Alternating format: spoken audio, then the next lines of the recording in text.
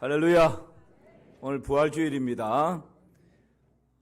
같이 한번 좌우로 인사할까요? 예수님 부활하셨습니다. 자, 앞뒤로는 우리도 부활합니다. 할렐루야. 여러분, 사람이 태어나서 마지막 종착지가 어디일까요? 네, 보통 사람들이 죽음이 마지막 종착지다, 무덤이 마지막 종착지다, 그렇게 말을 합니다. 사람의 최종적인 종착지가 죽음일까요? 무덤일까요? 그렇지 않습니다. 신자들은 우리 인생의 끝이 영원한 삶의 시작인 줄을 믿습니다. 그러므로 신자의 일생은 요람에서 무덤까지가 아니라 요람에서 부활을 지나서 영생을 누리는 것, 이것이 우리 신자가 가지고 있는 놀라운 은혜요 복입니다. 여러분은 죽음 이후에 다시 부활하게 될 것을 분명히 믿습니까? 진짜입니까? 참말입니까? 확실합니까? 열심히 아멘 하셨는데 그 부활의 근거가 어디 있습니까? 뭐 그렇다 하니까 여러분, 우리는 말씀에서 모든 신앙의 근거를 찾습니다. 우리가 분명히 부활할 것인데 이 부활의 근거가 어디에 있죠? 고린도전서 15장 20절 말씀 한번 보십시오. 시작. 그러나 이제 그리스도께서 죽은 자 가운데서 다시 살아나사 잠자는 자들의 첫 열매가 되셨도다. 아멘. 여러분, 예수님께서 죽은 자 가운데서 다시 어떻게 했다고요? 살아나사 부활하셨다, 이 말입니다. 그런데 예수님의 부활을 성경에서는 뭐라고 증언합니까? 잠자는 자들의 첫 뭐라고요? 열매. 그러니까 예수님이 하나님의 아들이시니까 부활한 것은 부활했다 그러면 내가 믿을 수 있어요. 그런데 내가 부활한다? 진짜 그럴까? 여러분, 그 부활의 근거가 바로 고린도전서 15장 20절 이 말씀입니다. 예수님께서 죽은 자 가운데 다시 살아나셨는데 이것을 일컬어서 부활의 무슨 열매요? 첫 열매. 한 그루 나무가 있는데 이 나무를 잘 가꾸어서 가을이 되니까 첫 열매가 나왔어요. 그럼 여러분, 그 첫 열매가 상징하고 보여주는 것이 뭡니까? 첫 열매를 보면서 이제 첫 열매가 나왔으니까 이와 똑같은 열매들이 수백 개, 수천 개가 주렁주렁 맺히겠구나, 그것을 우리가 아는 거죠. 마찬가지로 예수님이 죽은 자 가운데서 다시 살아나시고 부활하셨는데 예수님의 부활을 잠자는 자, 죽어있는 모든 자들의 부활의 첫 열매다라고 하시는 것은 예수님이 죽음의 권세를 이기고 살아나신 것처럼 때가 되면 잠자고 있는, 죽어있는 모든 자들이 다시 살아나고 부활할 것이다라는 것을 보여주는 것입니다. 그래서 여러분, 그리스도 예수 안에 있는 저와 여러분들은 이 육신이 죽음을 맞이해서 매장을 하든 화장을 해서 한 줌의 먼지가 되든 우리 주님 다시 재림하실 그때에 모든 자들이 다 일어나게 되는 것입니다. 이것이 여러분 부활의 놀라운 확실성입니다. 자, 그러면 신자가 누리는 부활의 복은 어떤 것이 있을까요? 신자는 먼저 부활하는 복을 누립니다. 데살로니가전서 4장 16절 말씀을 우리 함께 읽습니다. 주께서 호령과 천사장의 소리와 하나님의 나팔 소리로 친히 하늘로부터 강림하시리니 그리스도 안에서 죽은 자들이 먼저 일어나고. 여러분, 부활은 언제 일어납니까? 주께서 호령과 천사장의 소리와 하나님의 나팔 소리로 친히 하늘로부터 어떻게 한다고요? 강림하신다. 다른 말로 하면 예수님께서 심판주로 아주 멋진 모습으로 이 땅에 재림하실 때, 그때 사람들이 다 일어나게 되고 부활하게 될 텐데, 오늘 이 말씀을 다시 보십시오. 그때 그리스도 안에서 죽은 자들이 어떻게 해요? 먼저 일어나고. 그러니까 아무나 부활하는 것이 아니라 그리스도 안에서 죽은 자들이 먼저 일어난다라고, 부활한다라고 말씀합니다. 저와 여러분은 우리 주님 재림하실 때 살아서 주님을 맞이할 수도 있겠고, 만약에 잠자고 있다가, 여기서 잠이라고 하는 것은 죽음의 상태를 말합니다. 죽어 있다가 우리 주님 재림하시면 저와 여러분들은 먼저 부활해서 주님을 맞이하게 될 줄을 믿습니다. 이것이 여러분 믿는 자, 신자들에게 있는 놀라운 부활의 복입니다. 여러분 주님 오실 때는 모든 무덤이 다 열린다 그랬습니다. 그리고 화장을 해서 한 줌의 먼지로 남아 있는데 주님 재림하시면 본래의 모습으로, 신령한 모습으로 다시 다 살아납니다. 어떤 사람은 바다에 빠져서 시체도 찾지 못했는데 성경은 뭐라 말씀하시죠? 주님 다시 오실 때 바다가 그 삼켰던 자들을 다 토해내게 되어 있습니다. 이게 여러분 우리 주님 재림하실 때 이 땅에서 일어나는 놀라운 부활의 모습인 것이죠. 그 부활 때 신자들은 먼저 살아난다, 먼저 부활한다, 그렇게 분명히 우리에게 말씀하고 있는 것입니다. 예수님께서 초림하심으로 구약시대가 막을 내리고 신약시대가 펼쳐졌습니다. 이제 예수님께서 재림하실 때 신약시대가 마감하고 새 하늘과 새 땅, 새로운 시대가 펼쳐지게 될 것입니다. 우리 신자들은 주님과 함께 새 나라에 들어가서 영생 복락을 누리게 되는 것입니다. 이것이 여러분 우리 신자가 가지고 있는 놀라운 부활의 소망입니다. 두 번째, 신자가 누리는 부활의 복은 어떤 복입니까? 신령한 몸으로 부활합니다. 어떤 몸으로요? 신령한 몸으로. 여러분 가만히 한번 생각해 보실까요? 목사님, 그럼 죽었다가 예수님 오시면 다시 다 살아나는데 그 다시 부활한 몸은 어떤 몸일까요? 좀 궁금하지 않습니까? 성경에서 부활한 몸이 어떤 몸인지를 몇 군데서 정보를 주는데, 먼저 예수님이 부활하신 몸이 어떤 몸이었는지 가장 정확하죠. 그 정보를 우리에게 제공합니다. 누가복음 24장 한번 보세요. 제가 좀 읽겠습니다. 예수께서 이르시되 어찌하여 두려워하며 어찌하여 마음에 의심이 일어나느냐. 지금 부활하신 후에 예수님께서 제자들에게 그렇게 말씀하는 겁니다. 내 손과 발을 보고 나인 줄 알라. 또 나를 만져보라. 영은 살과 뼈가 없으되 너희 보는 바와 같이 나는 있느니라. 이 말씀을 하시고 손과 발을 보이시나 그들이 너무 기쁨으로 아직도 믿지 못하고 놀랍게 여길 때에 이르시되 여기 무슨 먹을 것이 있느냐 하시니 함께 읽습니다. 이에 구운 생서 한 토막을 드리니 받으사 그 앞에서 잡수시더라. 여러분 지금 이 모습은 예수님께서 부활하기 전의 모습입니까? 부활하신 후의 모습입니까? 부활하신 후의 모습. 예수님이 부활하신 후에 우리에게 부활의 몸이 어떤 몸인지를 몇 가지를 정보를 제공해 주는데, 예수님께서 뭐라 말씀하시죠?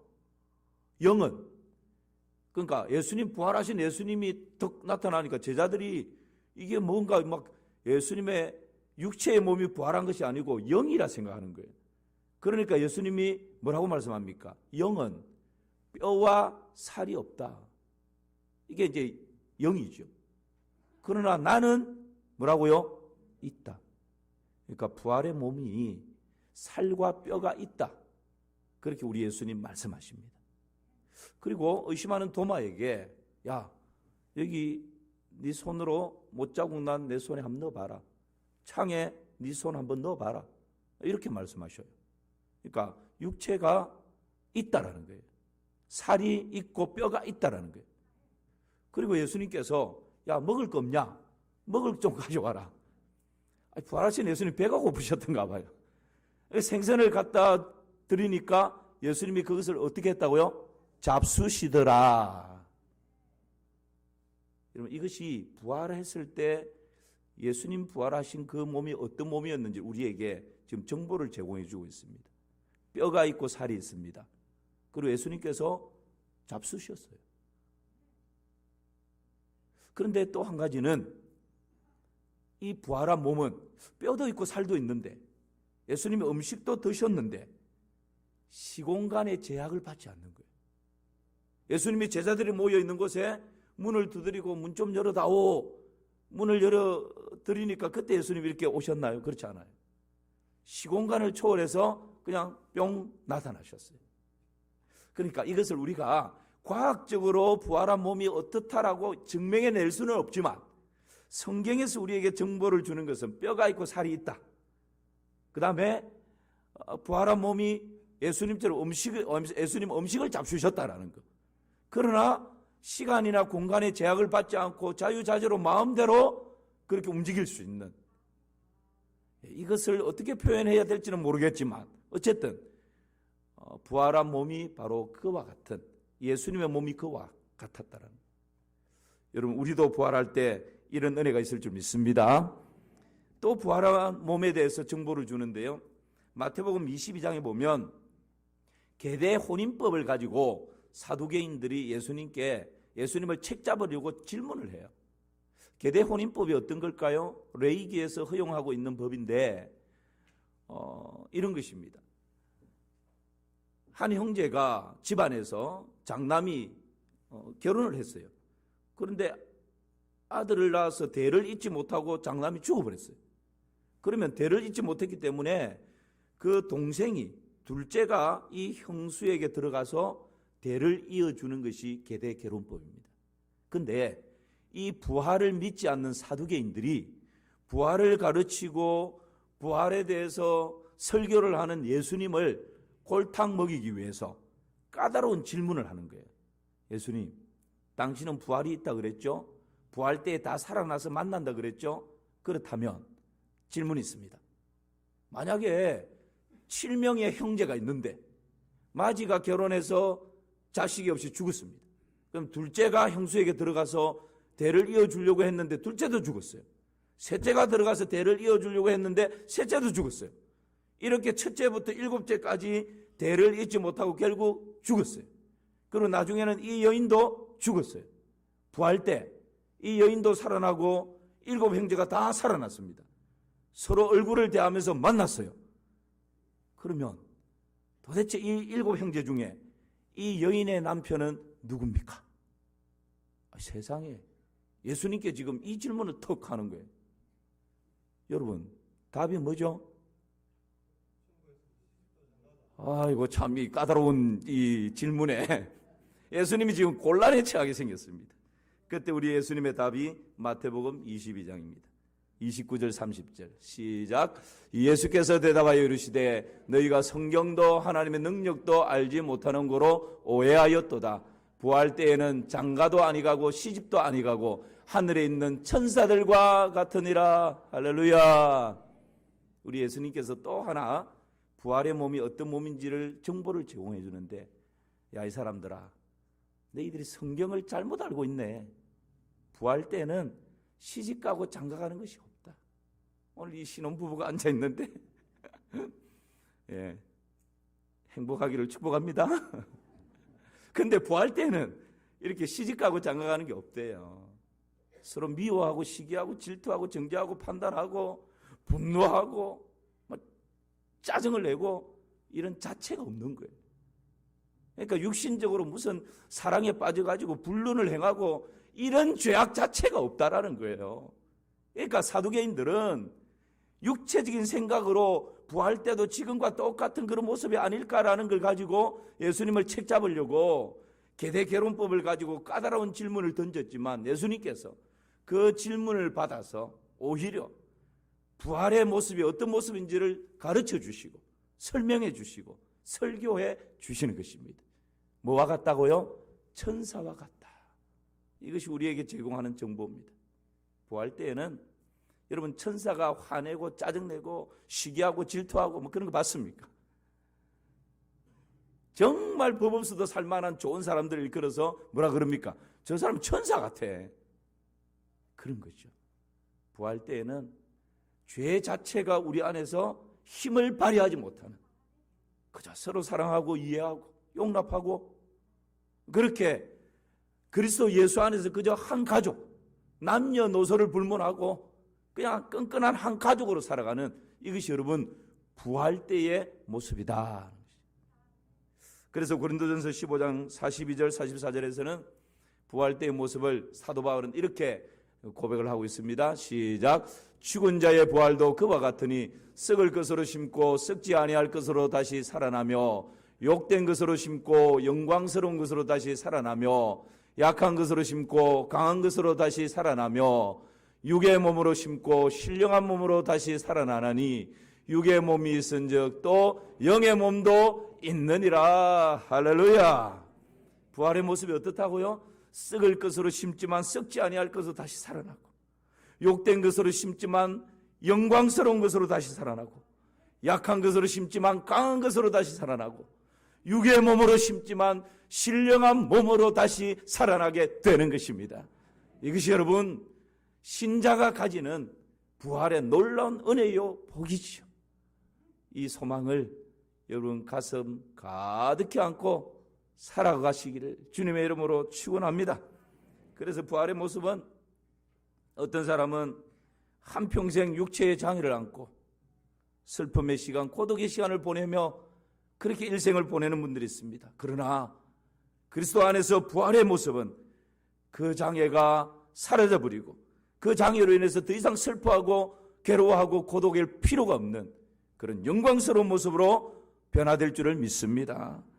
어떤 사람은 육체의 질병으로 말미암아 일생의 반 이상을 병원에서 보내기도 하고 침상에서 보내기도 하고 고통의 세월을, 눈물의 세월을 보내는 분들이 있습니다. 그러나 부활의 몸은 그 모든 질병이 다 사라지고 신령한 모습으로 부활하게 되는 것입니다.